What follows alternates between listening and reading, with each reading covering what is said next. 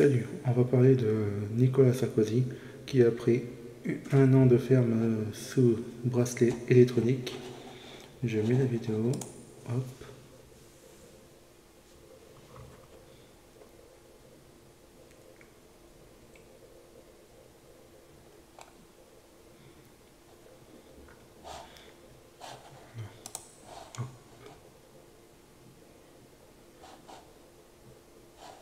Et après on va lire l'article.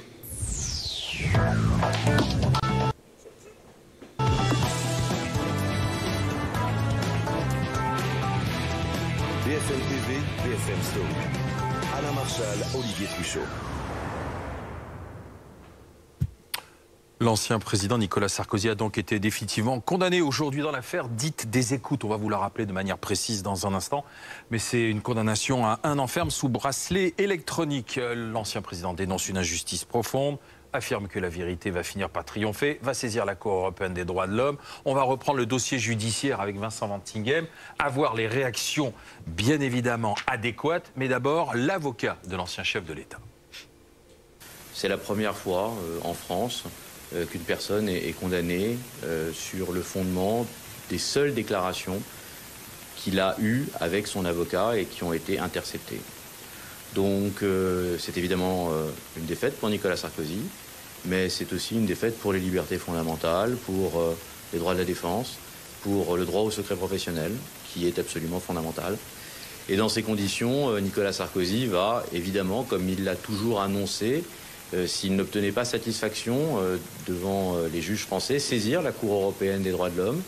Il sait qu'il a de la jurisprudence. Pour lui, il y a déjà eu des décisions qui ont posé en principe que les écoutes entre un client et un avocat ne pouvaient pas être utilisées contre ce client.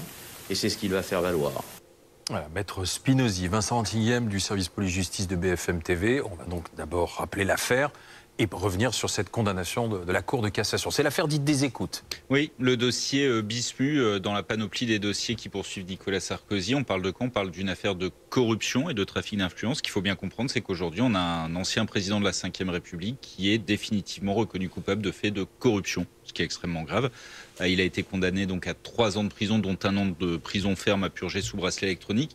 Qu'est-ce que c'est que cette affaire? On est en 2012-2013. Nicolas Sarkozy n'est plus à l'Élysée, mais il est menacé à l'époque par l'affaire Bettencourt. Vous vous souvenez, l'affaire Liliane Bettencourt. Et il échange, par l'entremise de son avocat, avec Gilbert Azibert, qui est un haut magistrat à la Cour de cassation, pour tenter d'avoir des informations sur le dossier Bettencourt. En échange de quoi, il lui promet ce qu'il appelle un coup de pouce. Ça, ce sont les mots de Nicolas Sarkozy, un coup de pouce pour obtenir un poste prestigieux à Monaco. Il n'y aura jamais le poste prestigieux à Monaco, les informations seront erronées. Mais en matière de corruption, la loi est ainsi faite. L'intention de commettre ce pacte de corruption est suffisant aux yeux de la justice pour le déclarer coupable. Et c'est donc ce qui a été confirmé aujourd'hui par la Cour de cassation. Alors vous l'avez dit, dans son communiqué en réaction, Nicolas Sarkozy parle d'injustice. Je ne suis pas décidé à accepter l'injustice profonde qui m'est faite. Ce qu'il faut bien comprendre, c'est que cette injustice qu'il dénonce, elle a été confirmée par un juge d'instruction, 3 magistrats en première instance, 3 magistrats en cour d'appel et la chambre criminelle de la Cour de cassation. Ça fait donc beaucoup de magistrats qui, eux, considèrent qu'il est coupable. Alors, l'ancien chef de l'État a saisi la Cour européenne des droits de l'homme. Ça veut dire quoi, là? Alors, concrètement, il va désormais s'adresser, vu qu'il a épuisé les voies de recours en France, à la Cour européenne des droits de l'homme parce qu'il estime avoir eu un procès inéquitable en France. Ce qu'il faut surtout évoquer maintenant sont les conséquences de cette saisine de la CEDH. Qu'est-ce qu'elle pourrait dire d'ici 1 an, 2 ans, 3 ans, la CEDH? Elle pourrait effectivement dire que Nicolas Sarkozy n'a pas eu le droit à un procès inéquitable, mais en tout état de cause, équitable, mais en tout état de cause, ça ne remettra pas en question la condamnation définitive, la tâche qu'il a désormais définitivement dans son parcours personnel. Alors, il est condamné définitivement aujourd'hui à 1 an de prison ferme, mais il n'ira pas en prison. Non, puisque ça a été prévu dans le jugement de la Cour d'appel en mai 2023, la peine prononcée à l'époque avec des mots très durs de la présidente Sophie Clément, qui était 1 an de prison ferme en détention à domicile sous surveillance électronique. Ça veut dire quoi? Concrètement, là, après des formalités administratives, je vais vous en faire grâce, Nicolas Sarkozy va être convoqué par un juge d'application des peines à Paris, puisqu'il est domicilié à Paris, qui va fixer avec lui les conditions, les critères de pose de ce bracelet électronique. À quelle cheville, à la droite ou la gauche, mais pas seulement. Où est-ce qu'on va poser le petit boîtier équivalent d'une box internet chez lui pour vérifier que le bracelet est bien à proximité lorsqu'il doit y être.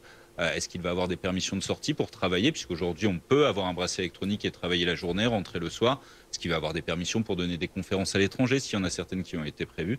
Et puis il y a tout ce qu'il va demander personnellement. Est-ce qu'il peut encore aller au Parc des Princes voir le PSG? Ça semble compliqué. Est-ce qu'il peut aller courir le dimanche? Ça semble compliqué. Voilà, ce sont ces questions-là qui vont se poser au juge d'application des peines. Il aura 70 ans prochainement. Est-ce que son Fin âge du mois de janvier peut entrer en ligne de compte? Oui, son âge va entrer en ligne de compte. Alors pour l'instant, on en est sur la pose de ce bracelet électronique, mais à partir du moment où vous avez 70 ans, ce qui va être son cas fin janvier, je crois que c'est le 28 janvier, son anniversaire, si je dis pas de bêtises. Tout à fait.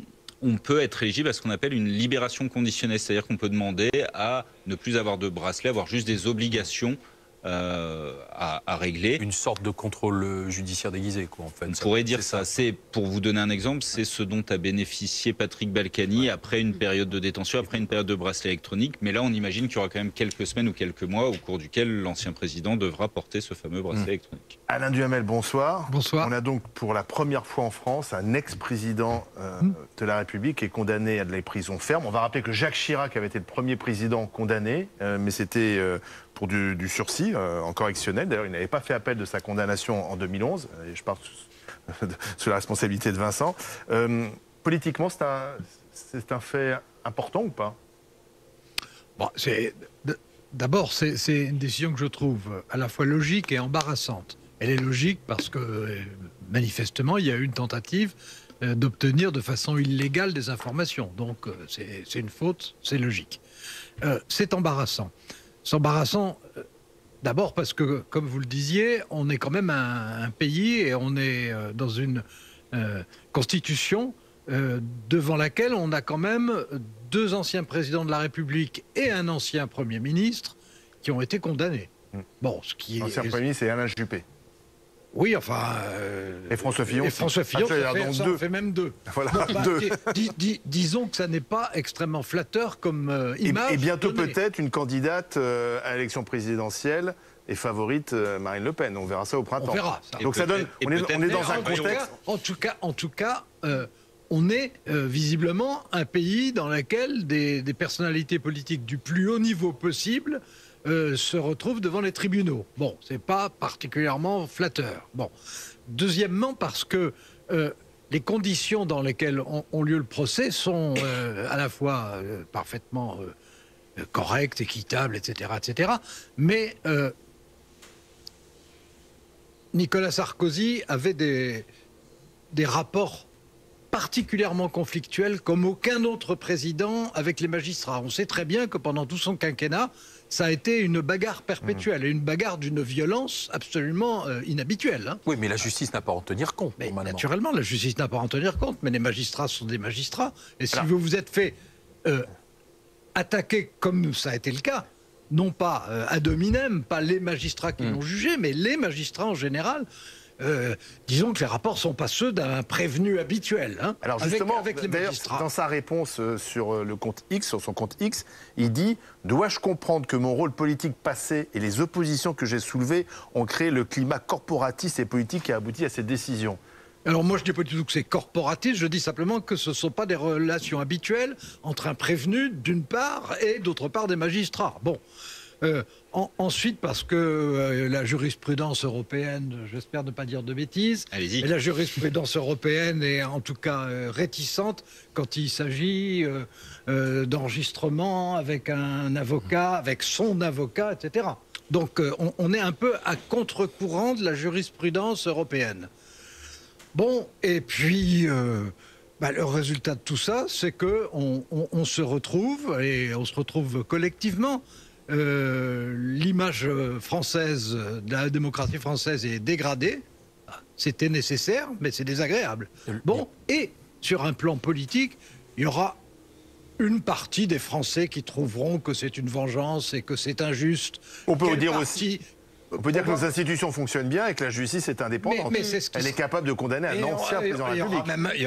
Il y aura même certainement... On peut dire que les puissants sont protégés. il y aura même certainement des magistrats extrêmement distingués et des universitaires du plus haut niveau qui vont trouver que nous sommes un exemple. Ah oui. C'est bien entendu.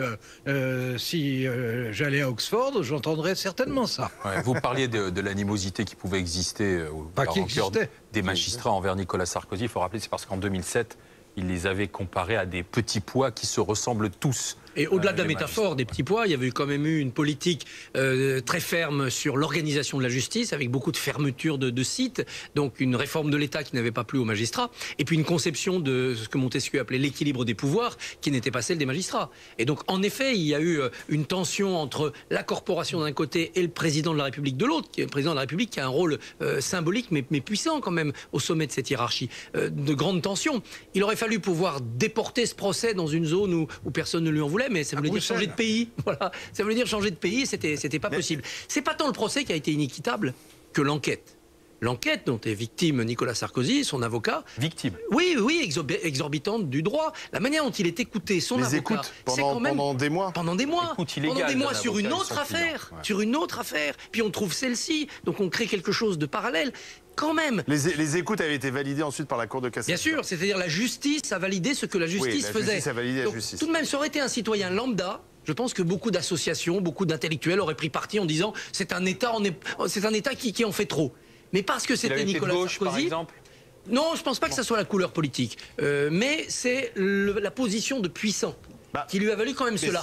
Néanmoins, prendre un téléphone sous un faux nom Paul Bismuth, c'est pas glorieux pour un président de la République. Un président ne doit pas faire ça. Mais c'est pas parce qu'il le fait qu'il n'a pas le droit au respect de la confidentialité des conversations avec son avocat. Surtout, ce qui ne se fait pas, c'est de proposer un avantage à quelqu'un en échange d'une illégalité. Bien sûr. C'est franchement... Bien sûr, ça ne se fait pas. Mais du coup, elle n'a pas eu la corruption. Oui, bien sûr. Tentative. C'est pour ça que le procès me semble pas inéquitable. Mais la manière dont il a été enquêté, c'est compliqué. J'ajoute à cela qu'il demeure un mystère. C'est qu'il demandait à cet avocat, ce magistrat, de le renseigner sur le devenir de son agenda dans le procès Bettencourt. Oui. Pourquoi Nicolas Sarkozy était-il soucieux à ce point de son agenda qu'il ait pris un tel risque? On a toujours pas D'autant su. plus que dans le procès Bettencourt, il a obtenu un non-lieu, Nicolas Sarkozy. Oui. Donc c'est quand même paradoxal. Inès Bernard, déléguée générale de l'association Anticorps, c'est une justice politique pour Nicolas Sarkozy alors? Non, absolument pas une justice politique. À notre sens, on remarque que, comme ça a été rappelé tout à l'heure, il y a des infractions extrêmement graves qui ont été commises par Nicolas Sarkozy. Nicolas Sarkozy a été reconnu coupable. La condamnation a été confirmée par la Cour d'appel, par la Cour de cassation. Donc on n'est pas du tout sur une justice politique. Ces infractions, je voudrais juste rappeler qu'elles étaient punies potentiellement de 10 ans d'emprisonnement. Donc c'est des peines qui sont encourues, qui sont des peines très très graves. Maintenant, Nicolas Sarkozy, reconnu coupable d'un pacte de corruption qui impliquait un magistrat français, fait l'objet d'une condamnation pénale avec 1 an d'emprisonnement sous bracelet électronique. C'est pas particulièrement sévère comme condamnation, déjà, première chose. Ensuite, justice politique. Alors ça, c'est la défense de Nicolas Sarkozy qui, comme un certain nombre de personnalités politiques, lorsqu'elles sont mises en cause pour des infractions à la probité, remettent en question l'indépendance des juges et nous disent en permanence la justice est politique, je suis victime d'une cabale médiatique et d'un acharnement des juges. C'est absolument pas le cas. Là, on l'a vu, des tribunaux, enfin un tribunal, une cour d'appel, une cour de cassation, tous ces juges ont confirmé la décision et surtout, en fait, moi, ce que je trouve particulièrement paradoxal dans ce dossier, c'est que Nicolas Sarkozy, qui a ce rapport de défiance par rapport aux juges, que vous avez rappelé, a été condamné définitivement pour un pacte de corruption qui implique un magistrat français. Donc, en fait, à la fois, il nous dit les magistrats m'en veulent, et puis en même temps, les magistrats, il essaie de les corrompre. Donc c'est quand même extrêmement particulier. Il ne lui a jamais parlé directement, hein. C'est ce qu'il dit. Mais alors moi, ce aussi sur quoi je voudrais revenir, parce que vous avez parlé tout à l'heure de la politique pénale de Nicolas Sarkozy et de son rapport aux magistrats, de sa politique en fait, par rapport aux magistrats. Il est évident que cette politique de Nicolas Sarkozy n'a absolument pas été prise en compte dans la décision des magistrats. Avec des magistrats qui sont membres de la syndicat de la magistrature, marqués à gauche, qui ont fait des tribunes contre Nicolas Sarkozy, qui ont même appelé à voter contre Nicolas Sarkozy. Parfois, il y a un mélange des genres qui peut d'ailleurs ne pas rendre service à la justice. Non, quand un syndicat de la magistrature appelle à voter pour un adversaire politique de Nicolas Sarkozy, forcément ça donne un argument à Nicolas Sarkozy pour dire que c'est politisé. Le mélange des genres, c'est le fait aussi que Nicolas Sarkozy... Vous ne répondez pas à ma question. Est-ce que c'est normal qu'un syndicat de la magistrature appelle à voter pour telle ou telle personne. Ce syndicat de la magistrature, il ne concerne pas les 3 magistrats qui l'ont condamné en première instance, il ne concerne pas les magistrats de la Cour d'appel, il ne concerne pas les magistrats de la Cour de cassation. Ce n'est pas l'ensemble des magistrats français qui ont condamné. Mais c'est 30% de la magistrature, je crois, le syndicat de la magistrature, c'est pas rien quand même. Mais aucune des personnes qui a condamné Nicolas Sarkozy. Vous ne répondez pas à ma question. Est-ce que c'est normal qu'un syndicat de magistrats arrêter aux magistrats fasse de la politique le droit d'être syndiqué, en fait? Il y a des professions. Comme l'armée. Comme l'armée, non mais si on ou en tout cas ne pas faire de la politique. Je vais vous répondre, monsieur. Le fait que les magistrats puissent critiquer une politique pénale et le mur des cons qui a aussi fait beaucoup de mal. Le fait que les magistrats puissent appeler à ne pas voter pour un candidat à la présidence de la République en raison de sa politique pénale et d'une politique pénale que les magistrats jugent mauvaise, ça n'a aucun rapport. Si, parce qu'une fois quand vous êtes face à la personne, forcément, vous n'êtes pas complètement neutre. Mais du coup, ça veut dire que le magistrat qui a fait bénéficier Nicolas Sarkozy d'un non-lieu dans le dossier Bettencourt, il n'était pas lui du syndicat de la magistrature. Ça n'a aucun sens. Les magistrats, ils appliquent en fait des lois qui sont votées par les parlementaires. Davantage personnel. Comme vous le dites, il aurait pu prendre plus, il a pris moins, donc il aurait pu prendre beaucoup plus, il aurait pu prendre très difficilement moins. C'est ça que je vous dis, à partir du moment où il a été déclaré coupable de corruption et de trafic d'influence. Faire moins d'1 an d'emprisonnement sous bracelet électronique, c'était compliqué. Il s'en sort bien, c'est ce que vous dites. Oui, c'est ce que je dis. Même si on compare par rapport à la condamnation de Jacques Chirac. Là, on est sur de la corruption. En fait, Jacques Chirac, il n'a pas été reconnu coupable de corruption, sauf erreur. Il a été reconnu coupable de détournement de fonds et d'abus de confiance par le tribunal correctionnel de Paris. C'était le 15 décembre 2011. Condamné à 2 ans de prison avec sursis, contre l'avis du parquet d'ailleurs, qui avait requis sa relaxe. Et finalement, Jacques Chirac n'avait pas fait appel, donc il avait accepté. La différence dans ces 2 dossiers, si je peux me permettre, c'est qu'on a eu d'un côté Jacques Chirac, et j'ai assisté aux 2 procès, donc je peux en parler, qui n'est jamais venu à aucune audience. Qui était aussi, à l'époque, il avait 78 ans, si je ne dis pas de bêtises. C'est très jeune. Il y a 10 ans d'écart. Il y a 10 ans d'écart. Et un état de santé qui n'est pas... un état de santé qui était extrêmement dégradé. Donc c'est ça aussi qui justifie la différence peut-être, parce que la justice est dans cette démarche d'individualiser, de personnifier les peines. Et puis c'était il y a 12 ans. Et entre-temps, la justice a été plus sévère encore avec les politiques. Et ça, on peut. Et pourquoi est-elle plus sévère avec les politiques? Parce qu'elle se rend compte que la protection de la démocratie exige plus de rigueur avec ceux qui mordent le trait. Entre-temps, il y a eu l'affaire Cahuzac, qui a été quand même extrêmement marquante. C'est là d'ailleurs qu'une série de lois ont été adoptées. Un parquet financier qui n'existait pas. Vous voyez, on a resserré les mailles du filet. Et puis qu'il y a toujours eu des bagarres entre le pouvoir politique et les magistrats, sous tous les régimes français, sous toutes les constitutions. Et aujourd'hui, comme c'était le cas avant, la seule chose, c'est qu'avant, tout ça se faisait en catimini et qu'aujourd'hui, ça se fait sur la place publique. Ce qui d'ailleurs est plutôt un progrès. C'est un signe peut-être aussi de l'épuisement de ces institutions de la Ve République, où la justice est censée être une autorité judiciaire et pas un pouvoir judiciaire. Elle se comporte comme un pouvoir, dans une relation qui n'est pas de viser spécifiquement ceux de droite ou ceux de gauche, mais d'être... Dernièrement, c'est ceux de gauche, de droite qui sont visés. Mais mais il y a eu Cahuzac, il y a eu Emmanuelli, il y en a eu d'autres à gauche, et il y en aura encore. Et donc, c'est vraiment c'est le politique contre le judiciaire. C'est pas bon dans une démocratie. Il devrait y avoir cet équilibre. Il y a ce conflit. Le mur des cons est une illustration. Il n'y avait pas que des gens de droite, même s'ils étaient majoritaires. Donc, Éric Dupond-Moretti, par exemple, je crois, était dessus. Donc, et pourtant, il n'a pas fait un parcours qui est un parcours chez les Républicains. Il remonte à 20 ans maintenant. Et il remonte à 20 ans. Donc, vous voyez, c'est la tension entre 2 piliers de la démocratie, le politique et le judiciaire. Le politique qui faute souvent, le judiciaire qui doit accepter d'être critiqué parce qu'il a des défauts de comportement corporatiste, parfois syndiqué avec des intérêts, et qu'il a envie d'étendre son territoire d'influence, de pouvoir, alors qu'il n'est pas un pouvoir mais une autorité.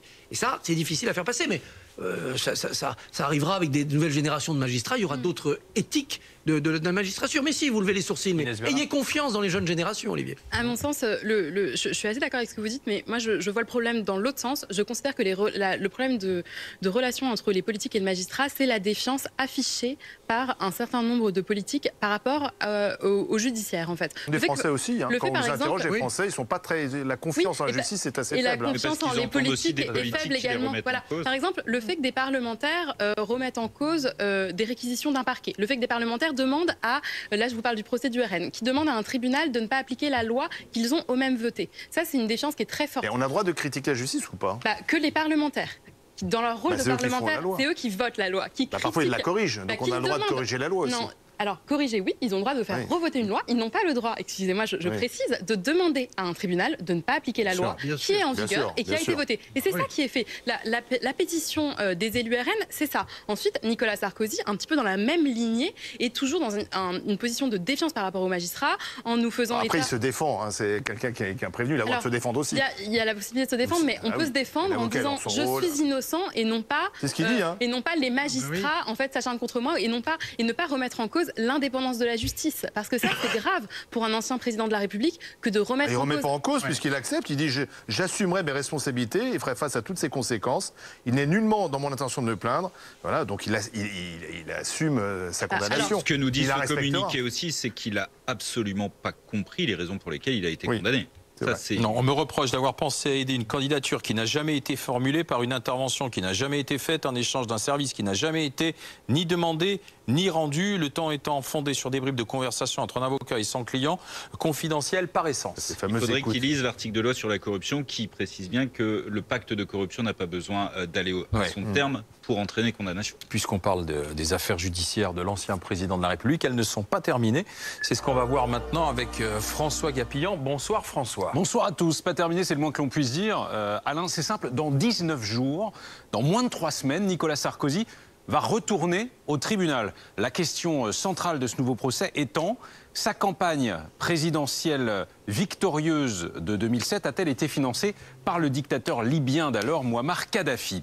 Après 10 ans d'enquête, Nicolas Sarkozy sera jugé du 6 janvier au 10 avril pour corruption, recel de détournement de fonds publics, financement illégal de campagne et association de malfaiteurs. Pour cela, il encourt 10 ans de prison, 375 000 € d'amende et le tribunal peut aussi prononcer jusqu'à 5 ans d'inéligibilité.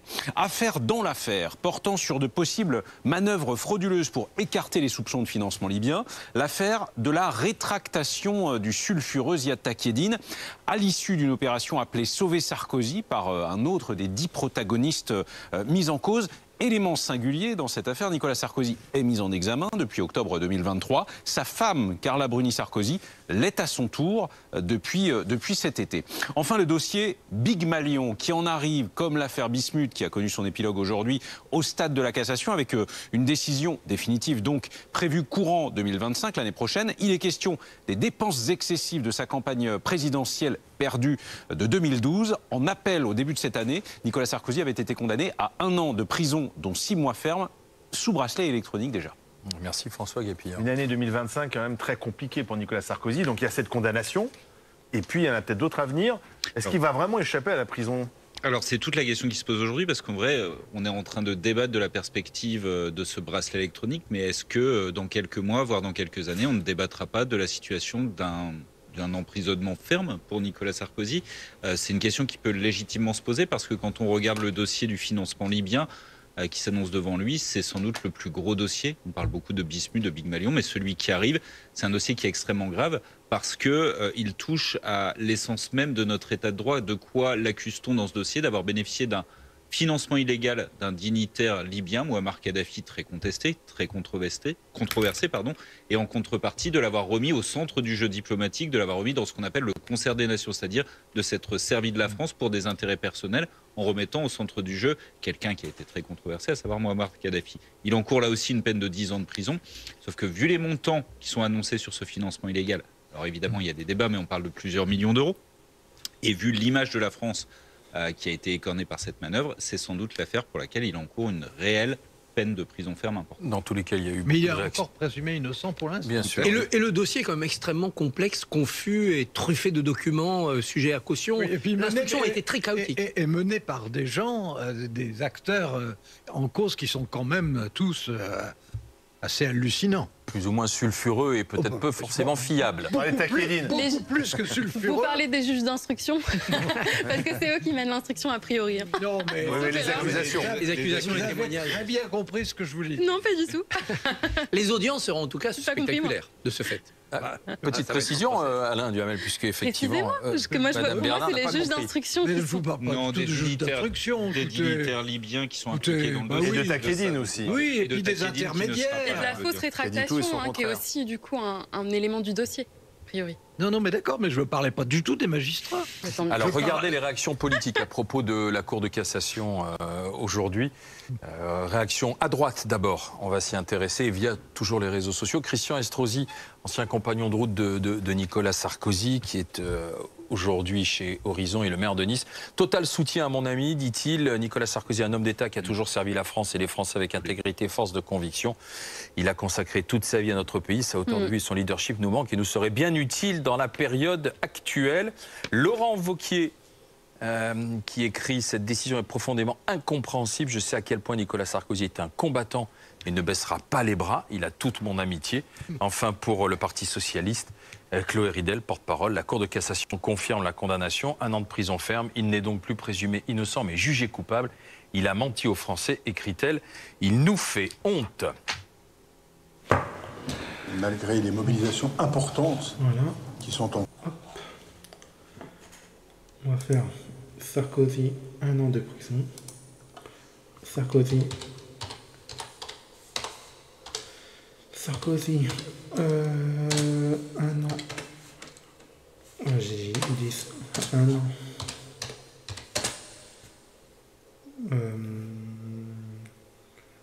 Pour bracelet, pour bras,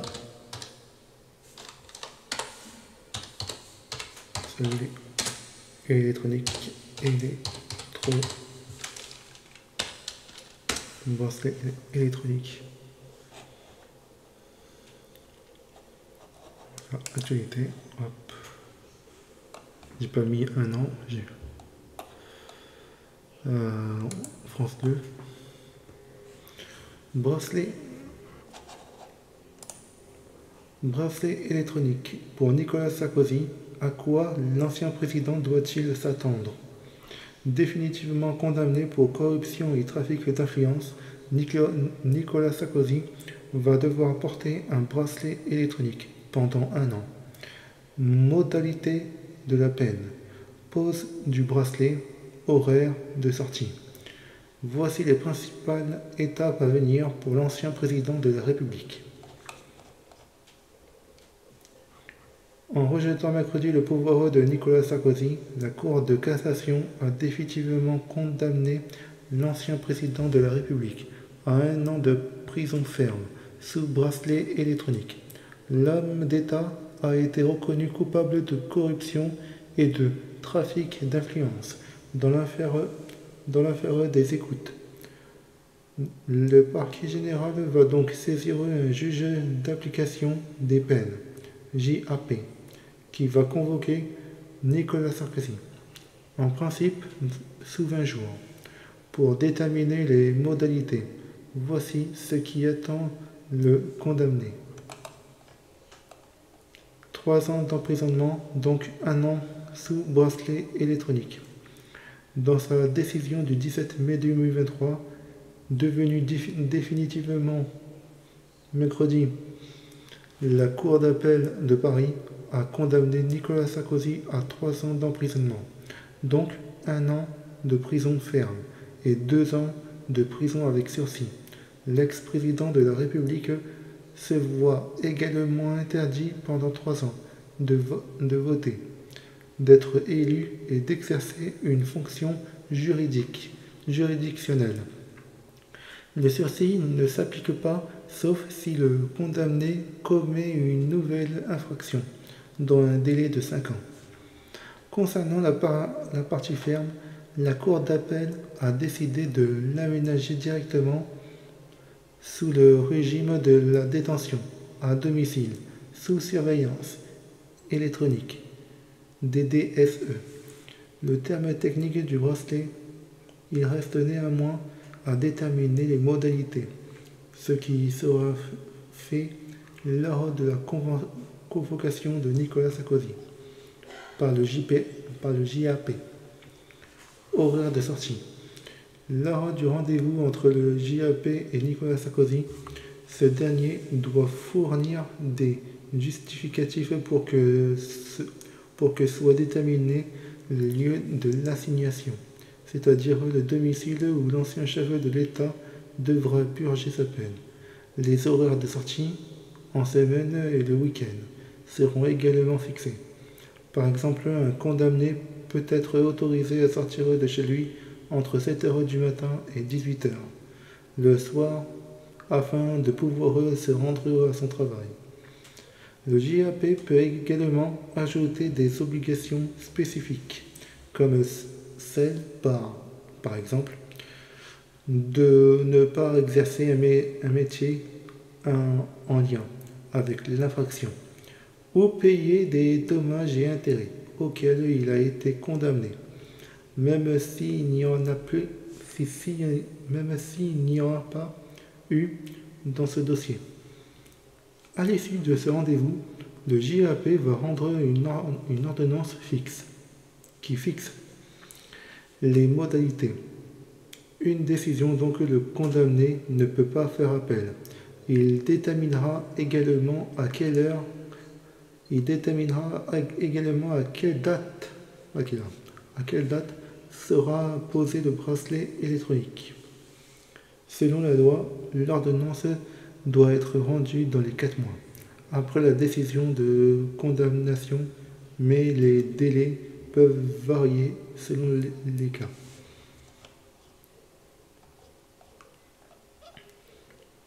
Là, c'est un résumé comment il va mettre son bracelet, quand est-ce qu'il va mettre son bracelet. Dites-moi dans les commentaires si la vidéo et l'article que je vous ai lu un instant vous plaît. Mettez-moi des pouces. Abonnez-moi à ma chaîne YouTube, Twitch, TikTok et Instagram. Mettez la cloche pour ne rien rater et je vous dis à la prochaine.